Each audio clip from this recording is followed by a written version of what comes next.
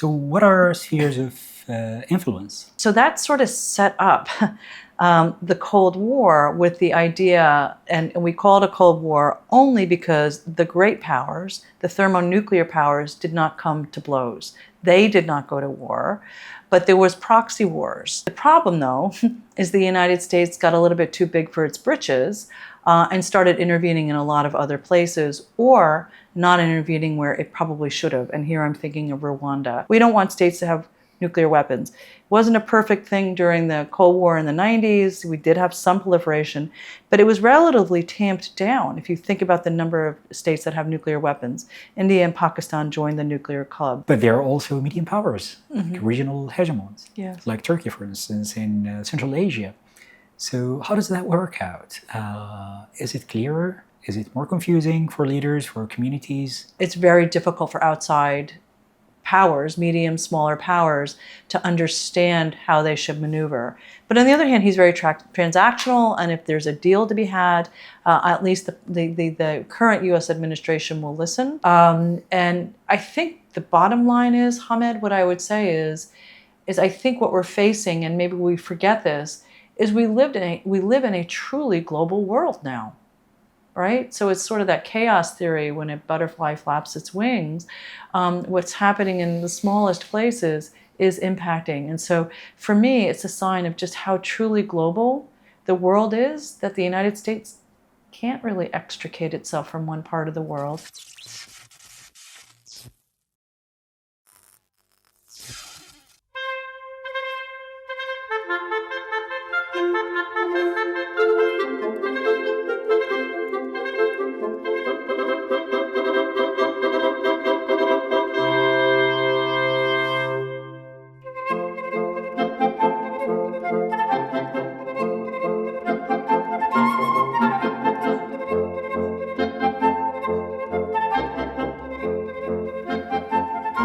Hello, good day.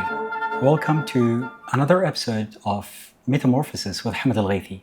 Today we have an esteemed guest, Professor Monica Toft from the Fletcher School of Law and Diplomacy. Professor Toft heads the Center of Strategic Studies at the school, and she has written lots of books about wars and peace and religion and ethnicities. Today we'll talk about her recent paper published in the International Affairs. It's called The Return of Sphere of Influence. Professor Toft, welcome to the show. Thank you for having me, Hamed. So thank you a lot. So what are spheres of influence? So spheres of influence, it's interesting. It's a very important topic. It's something that people talk about, but there's not a lot of research on it, Hamed. So spheres of influence is the idea that great powers, major powers, have a neighborhood, and that is pretty much exclusively their own with regard to other great powers. And there's an understanding that this exclusive control, right, a zone of control, there's degrees of control. It could be economic, it could be foreign policy, monetary, trade, political, military, and that other states don't have a right to sort of intercede, to engage themselves in the affairs of one great power's sphere of influence. It's an ancient concept. We can go all the way back to Thucydides, for example, in ancient Sparta and Athens. You think about the concert of Europe, where the Europeans in the early part of the 19th century came to an agreement that certain parts of Europe belonged to certain leaders. And then you can think about World War I, World War II, and the colonial empires and the dissolution of the colonial empires. But spheres of influence didn't go anywhere, Hamed. During the Cold War, there was an understanding what the West was, sort of led by the United States, and where the East began under the Soviet Union and the Warsaw Pact. And with the end of the Cold War, people sort of forgot about this idea of spheres of influence. But we're in a liminal moment right now where we're seeing the emergence of another great power, China. And we see the Russian Federation is still very active and would like to extend its sphere of influence perhaps to the prior boundaries of the Soviet Union. We don't know where Russian President Putin wants to go. But it's an ancient concept that more recently we're starting to see major and great powers think about where does their sphere of control, and then the question is the kind of control they have, begin and end when it comes to the affairs of other states. We'll come to the details of this concept, or your take on international politics nowadays. But I want to ask you, are these spheres of influence defined? So do great powers know where their sphere start and end, or is it contested? Is it dynamic? Is it fixed? So it's dynamic, but it can become fixed. And so the great powers, initially, they vie for control. And oftentimes that vying involves war and conflict along these sort of buffer areas, the zones that sort of intersect between the two. But then they'll come to a common understanding. And oftentimes, like I said, it's through conflict and war, or it's through pacts. So the Concert of Europe, it was through pacts. Lord Metternich of Austria-Hungary, they understood where the spheres begin and end. So for a time, they might be stable, right? And there's a common understanding where they begin and end. But then it might unravel, right? Where one side will start probing to see if they can, extend their influence into another state's area of control or concern or influence. So you can think about the most recent is, of course, what's happening in Western Europe and in Eastern Europe, where you have the Russian Federation sort of probing where it can expand. And it did that in Ukraine most, fully, where now the Russian Federation controls about 19-20% of Ukrainian territory. And you've got other East European states, the Baltics, Poland, to some extent Belarus, not as much because it's allied with Russia, concerned that maybe Russia might start probing their territories. And the question is, will the West respond to that? It's responding to the Ukrainian situation by aiding Ukraine. The Baltic states are now part of NATO, and they're fully within the NATO alliance. That is NATO's. We know where those borders begin and end. But is Russia happy? Is it satisfied with that? And so you've got this stability-instability paradox where the spheres are formed, they're solidified, but then you get probing later on. It could be 5 years, 10 years, 100 years down the road where there's an upset to the system. And the big concern is when that instability comes, will it be violent? Will it lead to war or not between states? Perfect. So lots of theory, concepts, but let's break it down to, I guess, for most people, maybe the biggest historical experiment in this context comes from after the Second World War, Soviet Union and Warsaw Pact against the NATO led by US. How did that evolve? How do you end having two blocks with solidified borders, and if you cross that border, you'll be shot dead? Yes. How did that come about? And that literally happened, right? So you think about the Berlin Wall, which divided a state. It divided Germany into two. You can think about the Koreas, and that was sort of after the Berlin Wall, and then the Koreas. You have two Koreas now, North and South Korea. So how did it happen? Well, it happened through war. So at the end of World War II, there was a conference in Yalta where Great Britain, Russia, or the Soviet Union, and the United States came together and decided where the beginning of the West would begin under the tutelage of the US, Great Britain, France to some extent, and where the Soviet influence would begin. And they agreed where that was going to be. And it happened to have been where the troops lined up. So where were Soviet troops and where were Western troops. And that agreement, but then there were sort of buffer areas where there were disagreements, and this evolved over time. And one of the areas that it started was Asia. It wasn't clear where sort of U.S. influence and UN to some extent, but then also the Soviet Union, which, remember, was a revolutionary state. It was a communist state. China had a communist revolution, and we weren't sure which way the Korea was going to go. And so each side backed different parts of that government, of that state, and it ended up, the United States initially thought that was going to be a police action in the Koreas. It wasn't. It led to a horrendous war. And so the states came together, and it's still not fully ended. It's a ceasefire. It's a stalemate. And so that sort of set up the Cold War with the idea, and we call it a Cold War only because the great powers, the thermonuclear powers, did not come to blows. They did not go to war, but there was proxy wars. So there was the idea, when you ask, how did it come about? Well, it was still evolving over time. And so another theory developed, which was domino theory, which was the United States and its allies were concerned that if one country fell to communism, that it was losing out to the Soviet Warsaw Pact, to the Eastern Bloc. And you could think about Cuba, which is considered to be part of the US sphere of influence. And the Soviet Union started sort of playing around in what the United States thought was its backyard. And it's probably the closest we came to a direct confrontation between the great powers, where it was a submarine captain, a Soviet submarine captain. You had to have three people turn the key, basically, during this crisis. And one captain decided, I'm not going to do that. And so the Soviet Union, it was because of personal relationships, diplomatic relationships between the Soviets and the United States that de-escalated that conflict. So the Cold War was pretty cold when you think about that we didn't have a direct confrontation, but we did have proxy wars around the world as the Soviet Union's ideas and the United States and its allies' ideas, Western liberal capitalism versus communism and authoritarianism, were vying for control, vying for power.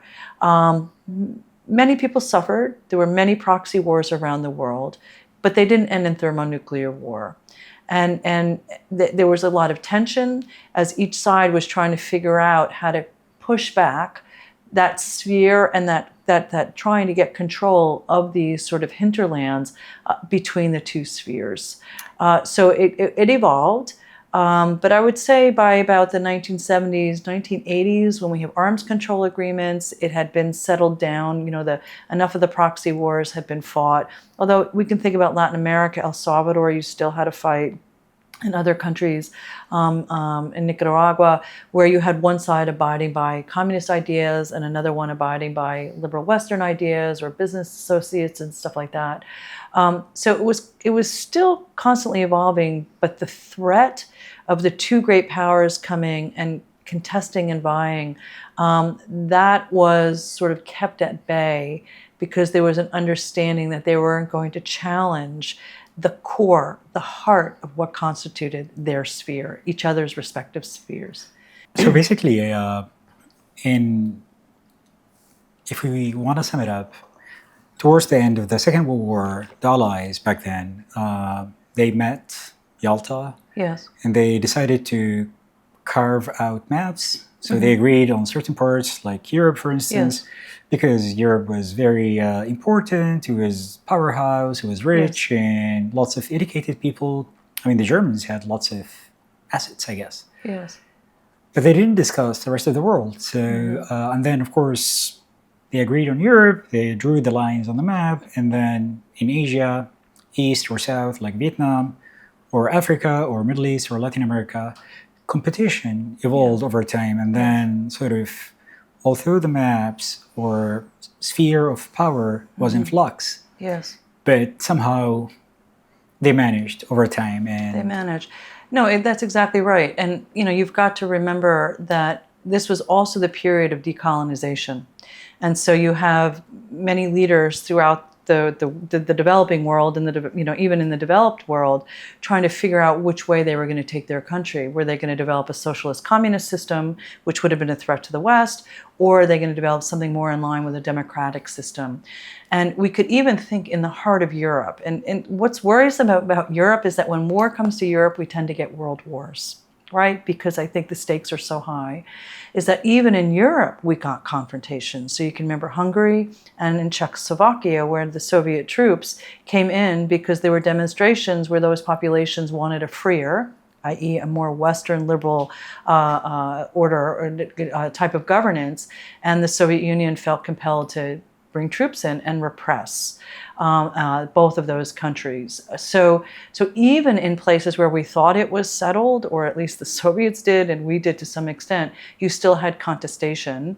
And then as the post-colonial states that were emerging from sort of the colonial period, trying to decide and decipher which way to go, you saw the pressure being put on them by the great and major powers to lean one way or the other. Because in the international system, we talk about relative power. It's not just absolute power. So the sense, back to that domino theory I mentioned, the sense is that if one state went a particular way, the other great power felt, oh gosh, we've lost that, we better get control or sort of compensate for that. So there was really serious concern about this balance. That's what we talk about, balance of power, balance of these spheres between the two major powers, the two major pacts. So powers were balanced, great powers, and things were relatively under control. Yeah. How did this model of managing the world affairs come to an end? Well, what ended up happening was one of the great powers collapsed. And it's interesting because it collapsed from within. It wasn't even sort of, you could make the argument, I think U.S. President Ronald Reagan would love to argue that the United States drove the Soviet Union to the ground. But pretty much the Soviet Union was rotting from within. Its system didn't work. It sort of went against human nature, this idea of producing, of only taking what you need rather than sort of what you feel you deserve. And that was the way communism was. It was supposed to be that everybody is sort of contributing to the collective good. But the system just didn't function. It wasn't well governed. With economic 5-year plans, the way in which they managed the economy. So the Soviet Union started sort of having serious challenges. Pretty much through the 70s, like really serious challenges, because it had to recover from World War II. So there was this moment where it was still recovering from World War II. And then in the 1970s, sort of the rot of the system started emerging. And it really took off in the 1980s. And you saw a succession of leaders, and one of whom was a reformer under Andropov, Yuri Andropov. He died. So then they brought in another guy, Chernyenko, who was an old guard. That language that we used to talk about during the Cold War, the old guard, the Kremlin watchers.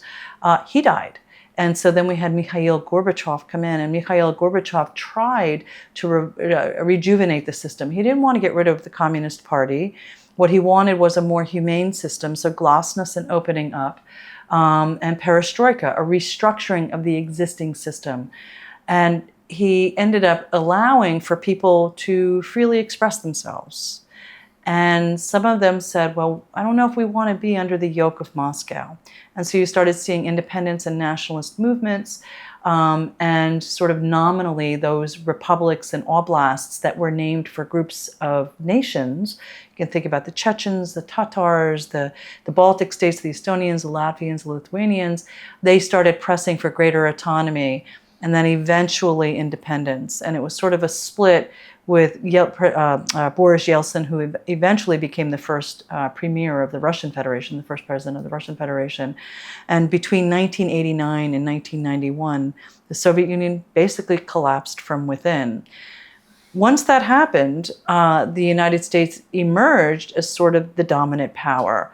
And there was big debate about whether it was a unipolar power. And it was, actually. Through the 1990s, it was a global power. It was trying to do good around the world. You had Saddam Hussein go into Iraq in 1991. And in that moment, the United States had a lot of support. And George H.W. Bush was the president at the time. And he really felt it incumbent upon him to usher in a new world order that followed the laws that were actually codified in the UN Charter, which is that you don't violate the borders of other states through the use of force. So he had a lot of grace and common good internationally and support to go and to sort of push out Saddam Hussein out of Kuwait. And Kuwait, by the way, invited the United States, who was an ally, to come and help do that.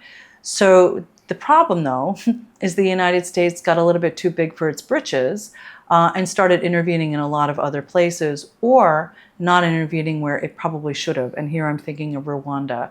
So first it went into Somalia to try to alleviate hunger and starvation there. But then, as typically happens with an intervention, the objectives changed, and they thought, well, this starvation, this hunger is being perpetrated on the backs of Somali citizens by what we called warlords. Therefore, we need to change the system of governance, not fully understanding the embeddedness of this and that sort of thing. And so Somalia was a fiasco. Americans got killed, and President William Clinton, decided we're going to leave, and we left it to the United Nations, and it was a real fiasco. And then Rwanda happened, and Rwanda was a horrendous genocide. We still don't know the total deaths, but the estimates are anywhere from 500,000 to 1 million. And experts at the time believed that we could have helped to avert the worst of that. And the question is, why didn't the United States help with that? So the legitimacy of the United States started becoming diminished. Its sense of being a great superpower. If it's such a great superpower, why can't it help alleviate the suffering? And then, of course, we had war in the heart of Europe, in Yugoslavia.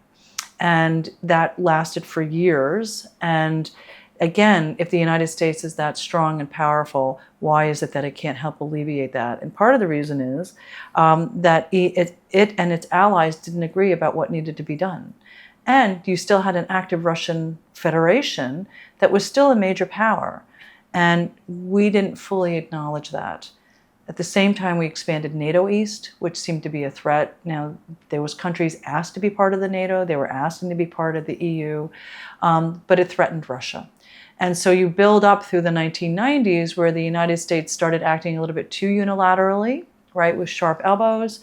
And then there was a moment of grace for the United States in 2001 when it was attacked. And the international community, including Iran, by the way, which was a formidable opponent to the United States, said, wow, that should not have happened. Again, it's a violation of international law and the victim. But the United States ended up going kind of whole hog and ended up spending 20 years in Afghanistan sort of wreaking havoc and then, pulling out 20 years later. So we ended up having this unipolar moment that we could have allowed, I think, for a bit more flourishing around the world. But, when I teach my students, Hamed, I talk about the hubris humility index. And I think we were a little bit too hubristic, didn't do enough of our homework on cultural understanding history and what it meant to the Russian Federation and the power of diplomacy. I teach at the Fletcher School of Law and Diplomacy. We got a little bit too reactionary in the sense of thinking that force could always work without taking a breath and saying, okay, maybe we should try diplomacy a little bit more on this one. And so here we are now because some lessons were learned by other powers, notably the Russian Federation, who stopped trusting the United States, and then China. China was emerging as a great power, watching all of this and watching the United States sort of dissipate this currency, this legitimacy currency that we had, and learning some valuable lessons. So thank you a lot. It's a very nice, informative overview. If we contrast spheres of influence, spheres of power, as you described, that international order after the Second World War with the current, what you would call sphere of influence, it's a paradigm maybe that is evolving. We don't know. Some people call it chaos. There is some action brewing in the Pacific Ocean area, and something in Europe, and something else also in the Middle East, with Iran, with Gaza, with Azerbaijan and Armenia. A lot of conflict. UN is absent. Who's in control? Yeah. Well, that's the beauty of the international system. There's no 911, right? Nobody's in control. So the idea that anybody could be in control. I'm not saying that the United States was in control in the 1990s, but it could have shaped the international order differently had it thought a little bit more thoughtfully about where the international system should go. So in terms of when I think about spheres of influence, and what I'm trying to do is expand the concept to think about spheres of power. And what I mean by that is we want to think about spheres of influence through the traditional political military. We want to think about it economically, right? Trade, markets, free flow of goods and services, finance, capital, but then technology. So what's changing today is the role of technology, because technology has such a bigger role. And so there's two things. One is technology is involved in all of it, the political, military, the economic, and then of course on its own terms. We can talk about AI, we can talk about biotech, we can talk about quantum computing. And so what's different is the relative importance and the intersection of those three spheres. And I would argue that the political, military, because of the nature of warfare today, is changing. It's harder to defeat opponents on the battlefield, right? It's much more of a holistic technological, economic, and a political military enterprise. So that's one. It's a more complex scheme that states people have to deal with, but it's also happening a lot faster. So the rate at which this is happening, so if you think about the transition from from Great Britain, right, the British Empire, to sort of the dominance of the United States, it was about a 50 to 100 year, right, transition. This transition with China emerging, 5-10 years. Right, so it's very different, and you're absolutely right. Now you're seeing contestation in Asia. The United States is a global power. It's a global power, and if you think about U.S. foreign policy, it usually had 4 table legs. The first is non-proliferation. This is why we don't like Iran. It's why we don't like North Korea, right? And why George W. Bush called them pariah states. We don't want states to have nuclear weapons. It wasn't a perfect thing during the Cold War in the 90s. We did have some proliferation, but it was relatively tamped down. If you think about the number of states that have nuclear weapons, India and Pakistan joined the nuclear club, but it's been pretty pacific. So one was we don't like proliferation. Second is we like open markets and free trade. So the United States went around the world, provided collective goods, helped to develop the Bretton Woods systems, the World Trade Organization, so that we could have the free flow of goods. The third is we don't like regional hegemons. And we have a problem now because China is not only a regional hegemon in Asia, it seeks to strive, we believe, to be a global hegemon. Oh, and it's competing, which means it's competing with the United States. And then the last piece of the U.S. Foreign policy table is human rights and democracy promotion. And China doesn't care about that. China is very clear that it's not going to get involved in the domestic political affairs of states. And so if a state is repressive, authoritarian, however you want to define that, it doesn't matter. It wants to do the trade. It wants to have those bilateral relationships so that it can develop and evolve. Now, under the current administration of the United States, we don't seem to care as much about the human rights, but we do care about the regional hegemonic situation. And so that's where we're coming to clash with China, particularly in Asia. And we're clashing on the political military side. You know, one of our allies is Taiwan, and we've committed to defending Taiwan. On the economic side, with China's Belt and Road Initiative, China likes to work bilaterally, right? Signing agreements with states. And then on the technology front, right? And that's where we're hearing and feeling, you know, with DeepSeek, it was kind of a shock to the US when China developed this AI system very inexpensively, very effectively, and competently.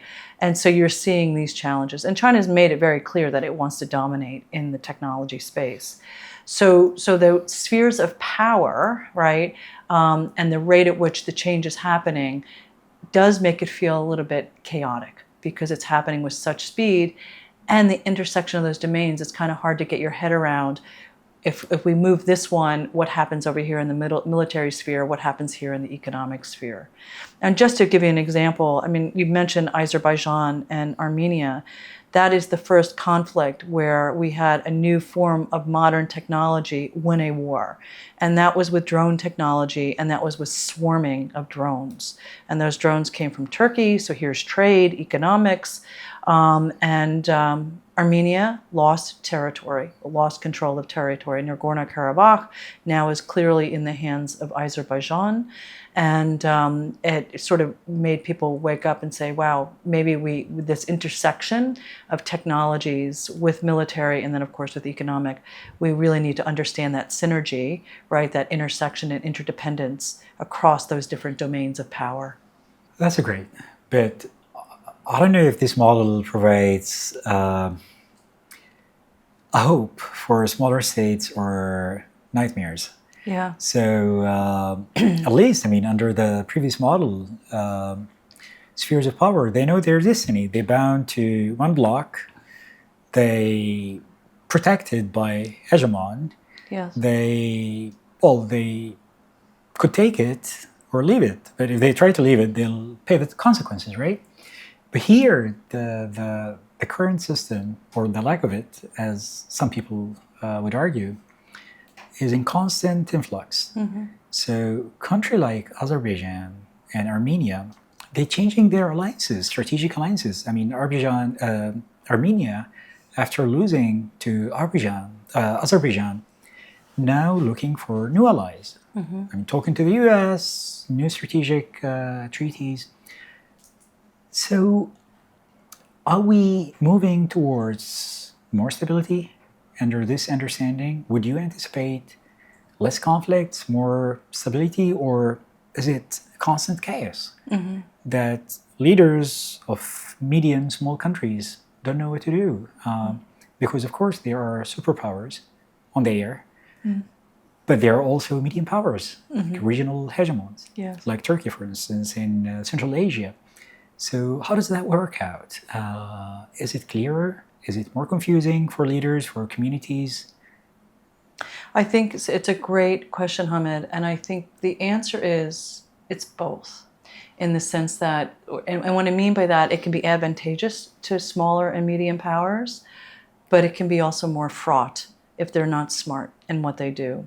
And what I mean by potentially advantageous is that they can work economically with China, but then still have sort of the strategic alliance with the United States. You see that in the Gulf. Lots of trade happening with China, but then you have alliances and an American presence in the Gulf.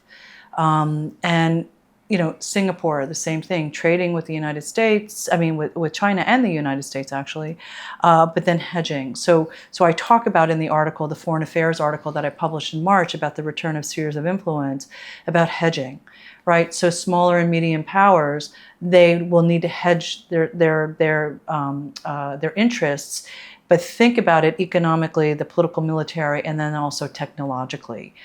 It's an advantage, right? Because they can sort of work within the system to gain their interests, right? To secure their interests. The issue is if their bet is wrong in a particular area, what you would hope is that they're going to hedge across it so that they don't leave themselves vulnerable. So it's going to require sort of forethought. It's going to require thinking through the second, third, and fourth order consequences if you ally with a particular, let's say, technological system, if you adopt 5G, if you go with a particular system that the United States offers versus one that China offers, maybe you take on both. I mean, it's so that hedging strategy can be advantageous in a sense if you're prepared to do it and not sort of put all of your, we have the saying, not put all of your apples into one cart. It might be a little bit more costly in the short term, but in the longer term, it will set you up, I think, for a better situation, because then you'll be ready as the system shifts. It's going to take time for this system to sort of settle down. You're absolutely right. We're going to have we don't have moments of clarity yet about how this is going to emerge. We haven't talked about the American domestic political situation. Right now we have a President Donald J. Trump, who's very mercurial. He could be a fantastic president, actually. The way in which the court system, Congress has sort of abrogated its responsibility and basically is letting him do whatever he wants. It's not legislating anymore. In fact, we don't even have a budget. The budget is Congress's bailiwick. I mean, the Constitution says Congress has to handle it. And so President Trump has the authority right now and has the ability, actually, to conduct U.S. policy. The problem is that he is a mercurial person and he changes his mind. And supposedly he changes his mind based on who he talks to, the last person he talked to. And so while that's happening, it's very difficult for outside powers, medium, smaller powers, to understand how they should maneuver. But on the other hand, he's very transactional, and if there's a deal to be had, at least the current U.S. administration will listen.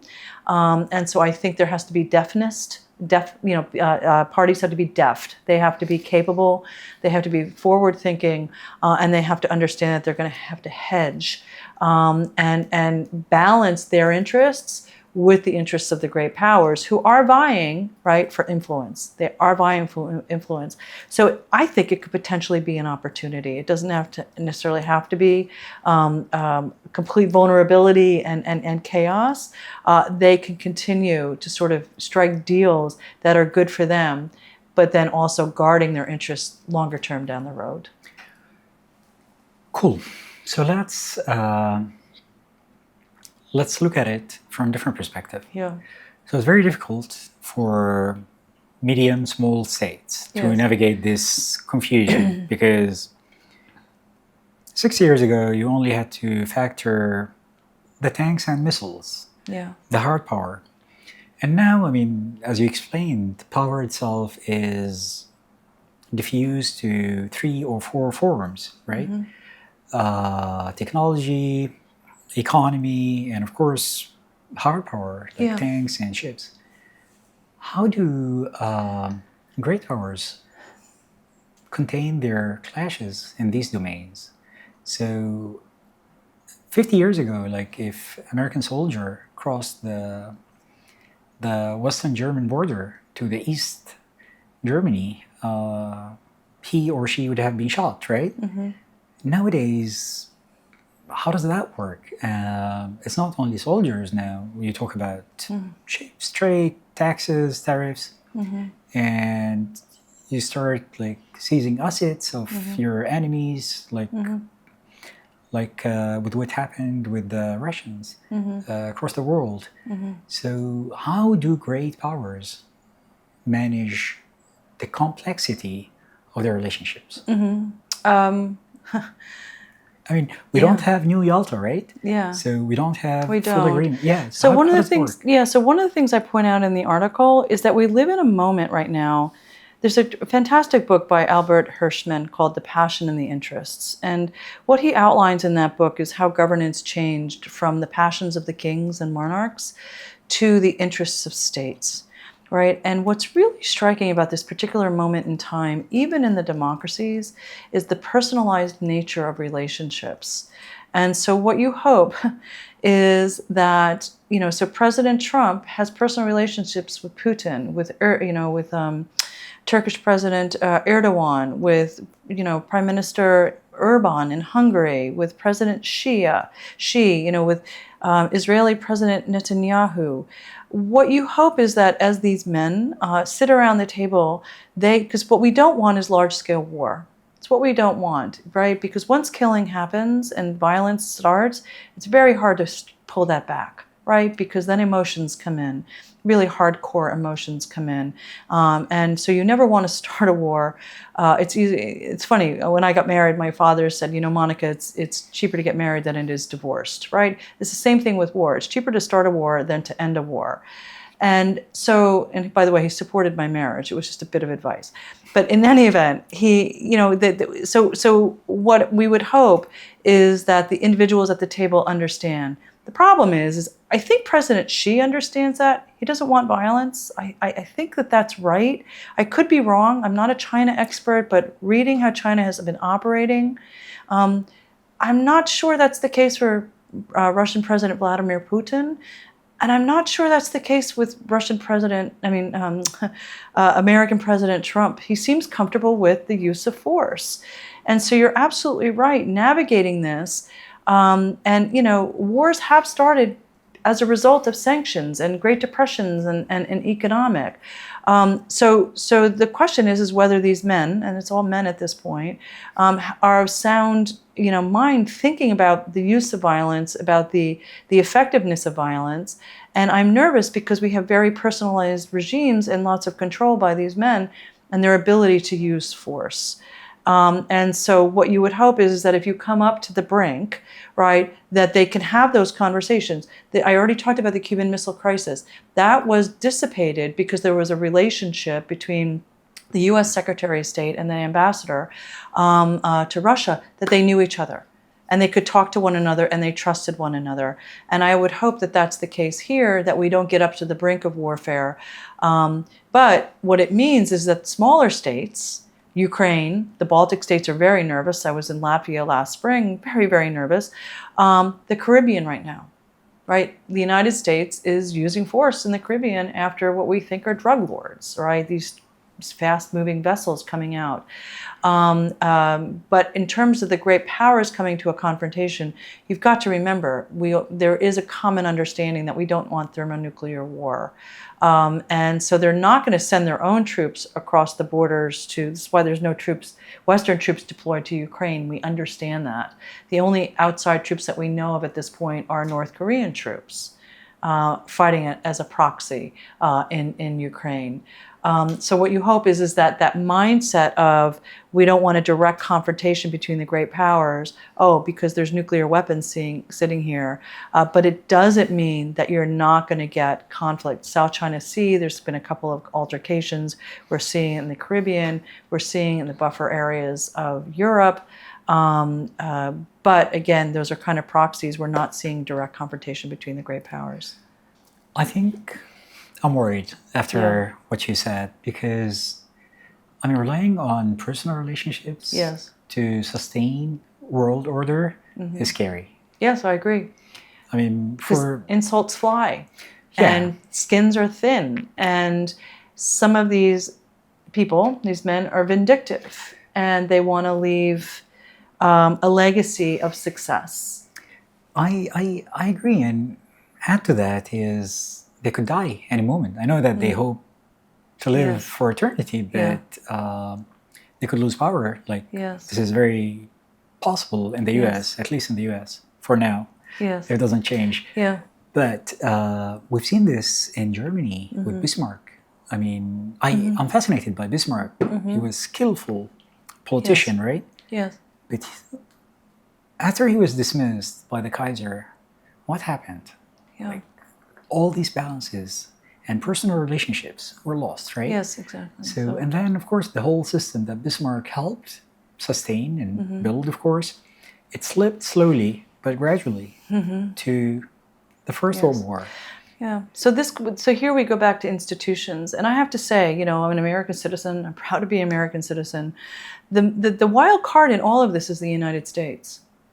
It is the wild card. We know what China wants. China wants to have hegemony in Asia. It does. President Xi wants to keep the Chinese economy humming. It wants to keep the Chinese Communist Party in power. We know that. Russian President Vladimir Putin is a nationalist. He was very clear about what he wanted. He would love to extend the Russian Federation back to its Soviet borders and maybe even deeper into Eastern Europe. You can read his document from August of 2021. I think he wrote it. Read it. It's very enlightening. Lays it out for you. The wild card is the United States, right? And the insecurity, the sort of the nature of the system right now, where the institutions are not doing what they're supposed to be doing. And I already talked about the Supreme Court, Congress, and then of course the executive branch, where you have a president, but he's not alone, advocating policy through executive order. And you can say for the last 4 or 5 presidencies, it's been executive orders and then executive orders unwinding executive orders. So the government is not functioning. And the question is where do we go from here? After the first Trump administration, the question was it a blip or a trend?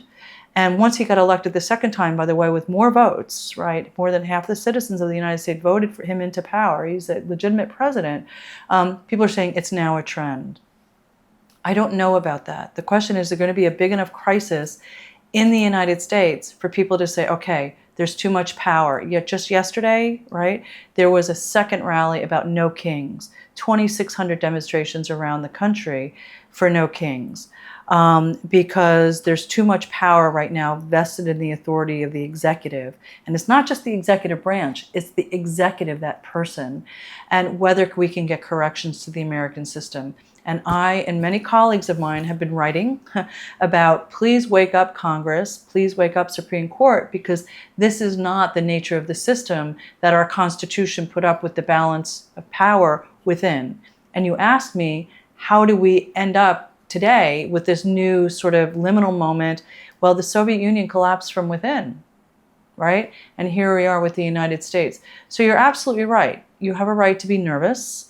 It's an unnerving time, but we're not there yet completely. We have to watch what happens with the domestic political order in the United States to see whether there are sharp minds, rational minds that roll this back to say, okay, we need to go back to a political system where there are proper checks and balances. But I agree with you. It's an unnerving, scary moment right now. And as an American citizen who reads the Constitution, I carry it with me wherever I go. I've written about this. I'm really hoping that we don't go sort of the way of the Soviet Union to an autocratic state a fully autocratic state that then collapses from within. Let's hope that doesn't happen, Yes. at least soon. Yeah. Okay, so you talk about great powers, and what you just explained, there are certain great powers. US, China, and Russia, the old Russia, maybe the EU, Maybe. in some capacity. What about the rest of the world? Like, what are their options? I mean, as you said, it's influenced now, different domains. But can these smaller, medium states form blocks, or it doesn't have to be like constant, but at least like transient, like over an issue or over a cause, or like opposing one great power on certain issue, challenging? Do they have some room to maneuver and maybe shape their destiny as well? Yes. And in fact, we're seeing that. So we can talk about the BRICS. So Brazil, Russia, India, China. India, right? India is now the largest in terms of population country in the world. It has room for maneuver. And by the way, we saw this during the Cold War. We had the Neutrality Pact, where Yugoslavia was part of that, India, where they said we're not going to ally with either side. And now these states are big enough and powerful enough to challenge the international system. So they can form balancing coalitions of smaller states and aggregate their power to push back. You can think about, Europe. It's doing that, right? Europe wants to stay committed to climate. It wants to stay committed to human rights, democratic values. And so if it can keep itself together in its consensus-based system, it can be sort of an influence, and then it will attract other states to it. So indeed, there is room for maneuver. And even during the height of the Cold War, where you had two dominant blocs, smaller states and medium states did figure out ways to remain neutral, to maybe align on certain things and not ally on other things. So it's quite possible to be able to do that. So again, like I said, there's hedging, there's potential opportunities for getting the best of both worlds, but it's going to require smarts to be able to figure out where that is. And I tell you, that's very difficult. Yeah. And you mentioned Gulf states earlier, that they do trade with China and security guarantees or arrangements with the US. But I don't know. I mean, my sense is, my gut feeling is that it's very difficult for Gulf countries It is, to do that. And they were under huge pressure under Biden administration to boycott Russia, for instance, during invasion of Ukraine, or to impose some sanctions against Chinese tech firms, or withdraw investments from tech companies, Chinese tech companies. So it's not a clear cut. There is always frustration, and you see this, you sense it. And I don't know, I mean, if a country could not manage, then God knows what could happen. Well, what you hope is that they can recover from that you build up these relationships over time, that there's trust, and that if you slip, that you can recover. But you're right, it's fraught with complexity. I mean, that's just the nature of the system right now. And you were right, you said it's not just one block or the other, but we're seeing the emergence of different kinds of balancing coalitions across. There is going to be put pressure to bear. But that's where I think the states, the Gulf states, small states, are going to need to figure out what their comparative advantage is, right? What can they offer? Can they offer, I don't know, to be a hub of finance? Can they offer to be a hub of a particular technology? Development of green technology, development of biotechnology. We're starting to see, data science and data centers, right?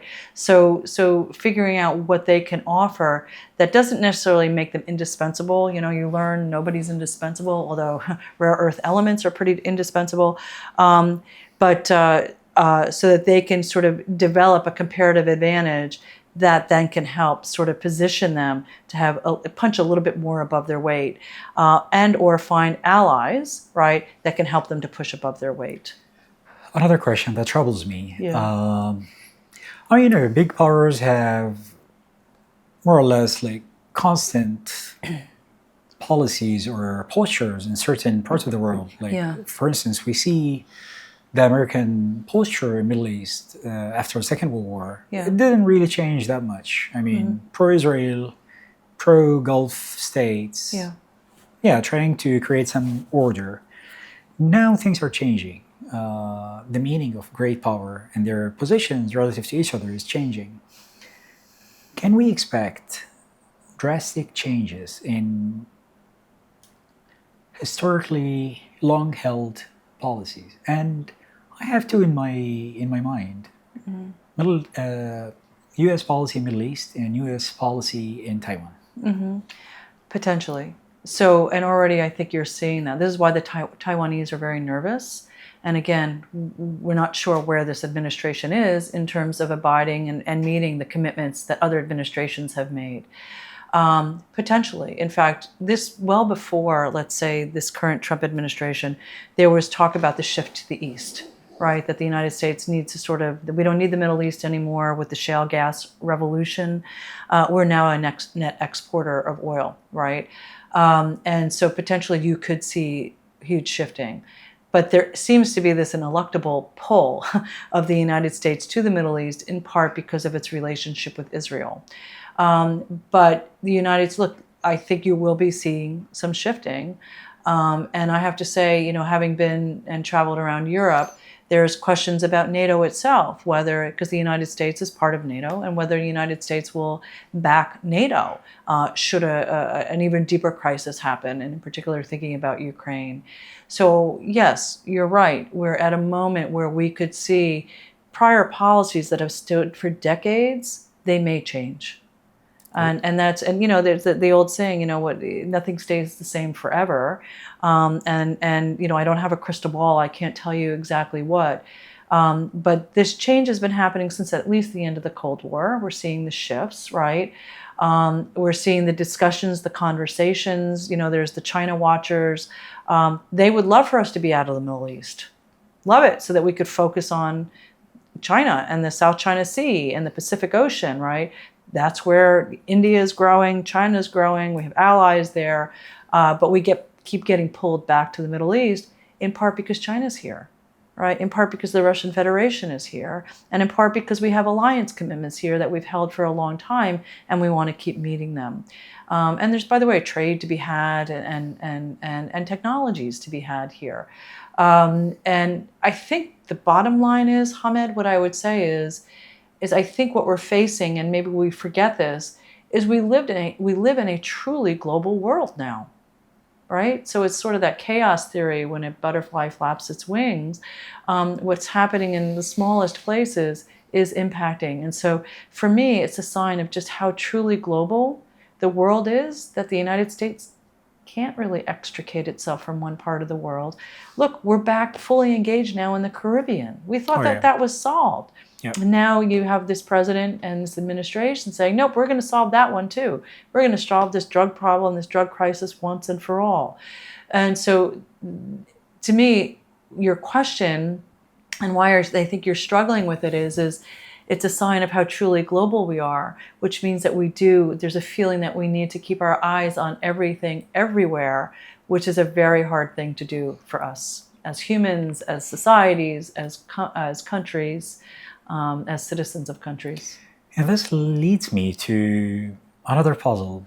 Yeah. UN. Yes. You talked about NATO and the UN. I mean, it was really striking that the Trump administration, the recent deal in Gaza, UN was not involved. Yes.